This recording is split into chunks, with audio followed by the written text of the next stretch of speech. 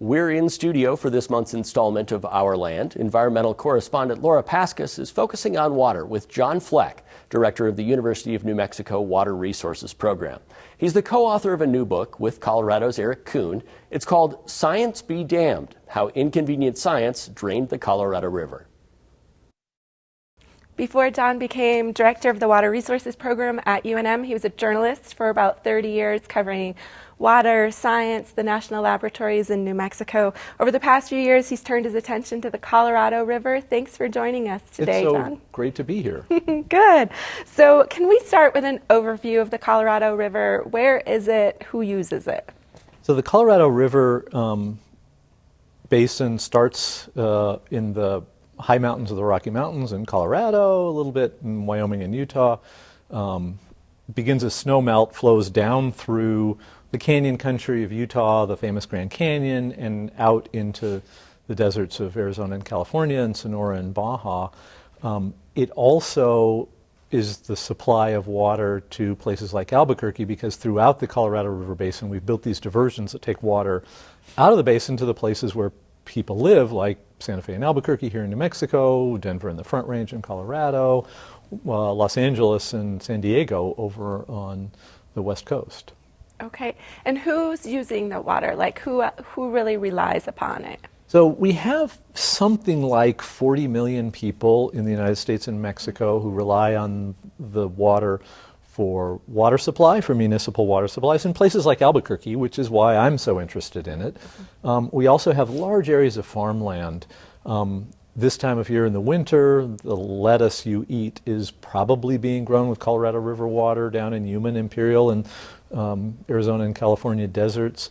Large agricultural areas, so perhaps 80% of the river's water goes to agriculture. A lot of that goes to alfalfa to feed to cows and dairies for your pizza cheese and your hamburgers. A lot of that goes to the winter vegetables that we have become so accustomed to getting in the supermarket year-round. Mm-hmm.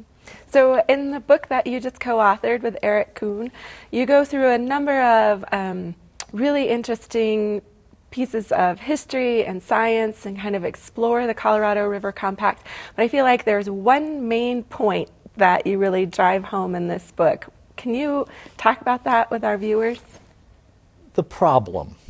The problem is that from the beginning, as we were developing the Colorado River, deciding how much water to allocate to each of the 7 states in the United States and 2 in Mexico, how big dams to build, what kind of canals to build, we overestimated the available supply.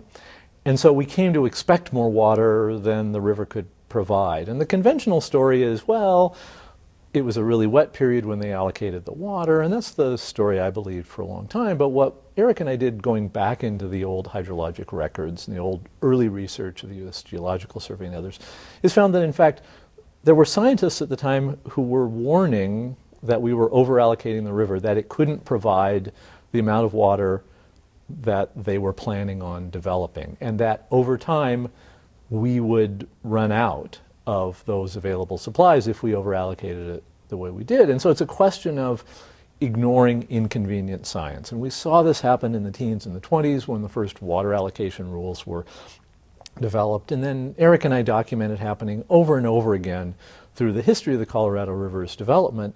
We kept promising more water than the river could provide and sort of pushing off the problems onto future generations.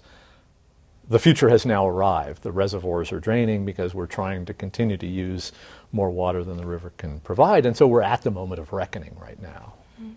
So you mentioned your co-author. I'm sorry he's not here with us today. Can you tell us a little bit about Eric Kuhn? So Eric Kuhn, who's actually a graduate of the University of New Mexico, was for 3 decades, worked for the Colorado River Water Conservation District, ultimately was its general manager. And Eric and I hooked up now 4 years ago to start working on this book. Eric brought to the project these brilliant insights about the relationship between the hydrology and the water allocation rules and management, because he was working in the system throughout the last 3 decades as we were coming to this reckoning. And Eric is the one, I think, more than anybody else in the basin, who really realized early on the scientific mistakes, the mistakes in ignoring inconvenient science that are at the heart of the basin's problems today. So how does that play out today? We have lots of users, cities, states, farmers.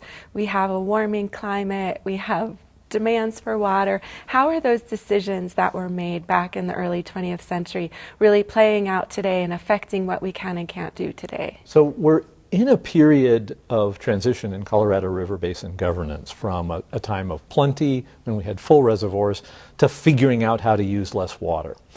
And we have this sort of fundamental problem where you have a lot of people who have these expectations based on the old water allocation formulas worked out a century ago that, well, we're entitled to X amount of water where X is a really big number and the river can't provide that. So you have a lot of water users thinking, yeah, but it says in the Colorado River Compact we're supposed to get this much water.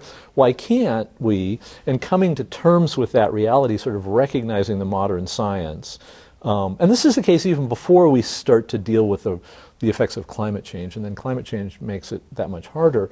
So the reality is coming to terms with and getting people at the local level in places like Santa Fe and Albuquerque and Los Angeles and San Diego and the Imperial Valley to realize there ain't that much water in the river. We're not going to get what the paper allocations of the Colorado River Compact told us we should expect.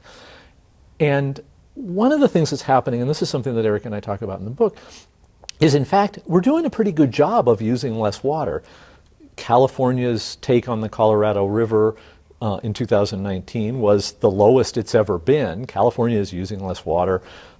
Arizona's cutting back. Albuquerque's phenomenally successful. So part of what's going on is that people, in fact, when they have less water, are being successful in using less water. The challenge is to sort of recognize that, to not feel like, well, as our population grows, we're just going to have to get more water. The water isn't there, and so coming to terms with that and figuring out how to reckon with that reality that there's less water. And I mean, I'm confident we can do that, but there are a lot of challenges to doing that. Right. So, and looking back, I think it's so interesting. I loved this book, and I loved you and Eric really turned that narrative on its head. I think for many of us who've been paying attention to water issues, there has been this whole idea of it was a wet period when they were divvying up the Colorado River's waters, and we kind of have this idea looking back that, oh, well, they just didn't know any better.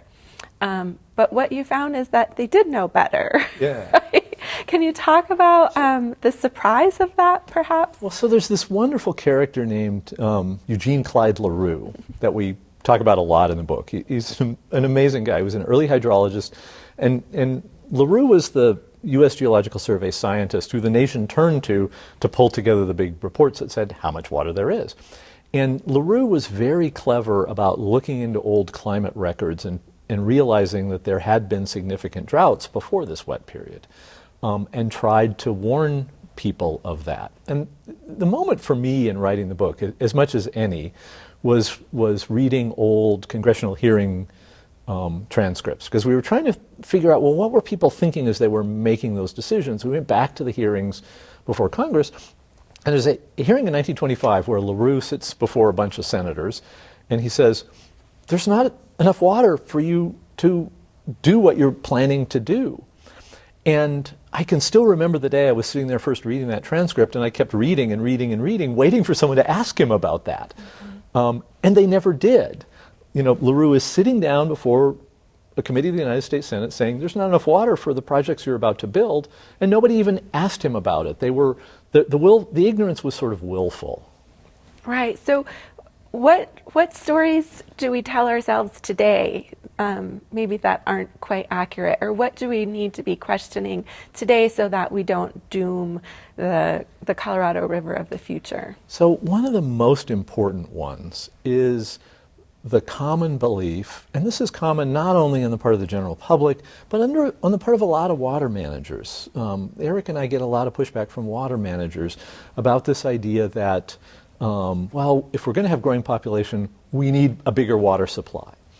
That's just not the case. There's this phenomenon the economists call decoupling going on, where water use is going down even as population rises, and this provides the space for success to happen But it's not going to happen if we don't recognize this reality. This has sort of become, for Eric and I, the sort of new inconvenient science that people just don't want to listen to. And it's amazing to me the kind of pushback we get when we try to make this argument. People say, no, but demand's going to go up. It's not going up, and we're seeing this everywhere. We don't know how much farther down it can go. I mean, I think that's a really important issue. That's really an active area of research. You know, the kind of stuff I work on now at the University of New Mexico in my sort of new academic career, the University of New Mexico Water Resources Program, really looking at these questions of what using less water really looks like for these communities. But acknowledging that we can use less water creates the space for collaborative solutions, because we have some additional water needs that I think are going to be really important that we have to figure out how to meet. One is the nation's obligations to Native American communities, which have been left out of this great water allocation scheme that we've been developing over the last century. And there's some sort of legal but also ethical issues about our responsibility to those communities that have been left behind in all this water development. And then we're really starting to get the hang of returning water to the environment. How do we do that? That's a really hard problem, especially as climate change reduces flows. But if we recognize that we can use less water on our farms and in our cities, that creates the space, if we can figure out how to properly exploit it, to provide water to these kind of left out parts of the system with the environment and native communities. Right. We can't talk about water and rivers in the Southwest without at least mentioning snowpack. We had a good snowpack and runoff last year. We'll see what happens this year, but do we need more than 1 or 2 good years? Yeah. So, I mean, one of the real challenges, so one of the roles I play as a kind of public figure in this whole world now is people invite me to speak at conferences, and I'm the optimist. Like, you heard me just make the optimistic pitch. And then the climate change scientists, people like Jonathan Overpeck or Brad Udall, will stand up and they'll give these really gloomy negative things. And I just like, you know, there are some really dire climate change scenarios that I don't feel comfortable thinking we have a way out of. But so climate change is an enormous problem. It's reducing the amount of runoff we get for a given amount of rain and snow that falls in the mountains. And so one big year doesn't do it. Even a series of big years doesn't do it. It buys us more time to be more flexible in these solutions. But we also need to remember that we can't take our foot off the gas if we have a wet year. We need to be working really aggressively with our water conservation efforts and with our collaborative water sharing arrangements, even when the reservoirs tick up a little bit, as they have in recent years. Right. Well, thank you for continuing to write about water and keep us all updated on what's happening, and thanks for joining us. Thanks so much for having me. This is fun. Thanks, John.